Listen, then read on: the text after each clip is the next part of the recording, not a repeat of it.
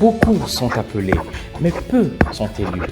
C'est par cette parole que Jésus conclut la parabole des invités à la noce, que nous entendrons ou que nous lirons dans l'évangile de ce dimanche. Cette parole de Jésus soulève souvent beaucoup de questions. Elle provoque même des angoisses chez beaucoup. L'on se demande parfois si elle n'est pas en contradiction avec d'autres passages de l'Écriture où Jésus affirmait, par exemple dans Jean 14, verset 2, que dans la maison de mon Père, il y a de nombreuses demeures. Ou Saint Paul qui dans sa lettre à Timothée écrivait que Dieu veut que tous les hommes soient sauvés et parviennent à la connaissance de la vérité. Un peu comme ce que Jean rapporte dans sa vision de l'Apocalypse. Voici qu'apparut à mes yeux une foule immense que nul ne pouvait dénombrer, de toute nation, race, peuple et langue, debout devant le trône et devant l'agneau, vêtus de robes blanches, des palmes à la main. D'ailleurs, dans la parabole même d'aujourd'hui, au verset 10, Jésus dit que la salle des noces fut remplie, elle était donc pleine. Je me dis, les élus n'étaient pas donc, ou ne seront pas en si petit nombre. Mais bon, quand je médite cette parabole, je comprends que même si la salle de noces est pleine, ces élus sont toujours peu comparés aux multitudes d'appelés. L'appel est fait de la part de Dieu, dans l'intention que celui qui l'entend soit sauvé. Mais ni l'appel, ni son acceptation ne suffisent pour participer au banquet du Seigneur, pour entrer dans le royaume, pour être sauvé.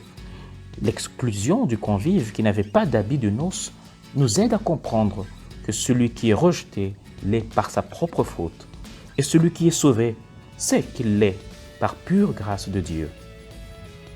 L'homme qui n'avait pas d'habit de noces représente tous ceux qui, extérieurement, sont entrés dans le royaume des dieux, par le baptême par exemple, ou par une promesse de conversion, mais sans rien changer dans leur cœur ou de leur vie passée. Cet homme, en fait, c'est moi, c'est chacun de nous. Chaque fois que je ne change pas, que je refuse de me convertir, que je suis impénitent. Je me dis par exemple chrétien, mais c'est moi l'injuste, c'est moi le colporteur, c'est moi l'envieux, le colérique, le paresseux, le gourmand ivrogne, l'adultère, l'avare, l'orgueilleux. L'habit de noces, c'est la justice intérieure, la sanctification qui s'obtient par la repentance et la foi au Christ. L'habit de noces, en fait, c'est le Christ lui-même. Le Christ dont je suis appelé à me vêtir, comme le disait saint Paul aux Romains. Comme en plein jour, conduisons-nous dignement, ni ripaille, ni orgie, ni coucherie, ni débauche, ni querelle, ni jalousie, mais revêtez le Seigneur Jésus-Christ. Porter la tenue nuptiale, commentait saint Thomas d'Aquin, c'est donc revêtir le Christ par un bon comportement, par une vie sainte, par une vraie charité. Prie donc avec moi pour demander au Seigneur de te revêtir et de me revêtir des vêtements du salut. Seigneur mon Dieu, merci pour le don du salut par ton Fils Jésus.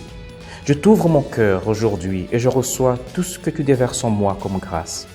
Je décide de me débarrasser de mes vieux habits, du péché, pour me revêtir du Christ, pour me revêtir de ta justice et de ton amour pour mon prochain. Amen. Bon dimanche chez vous.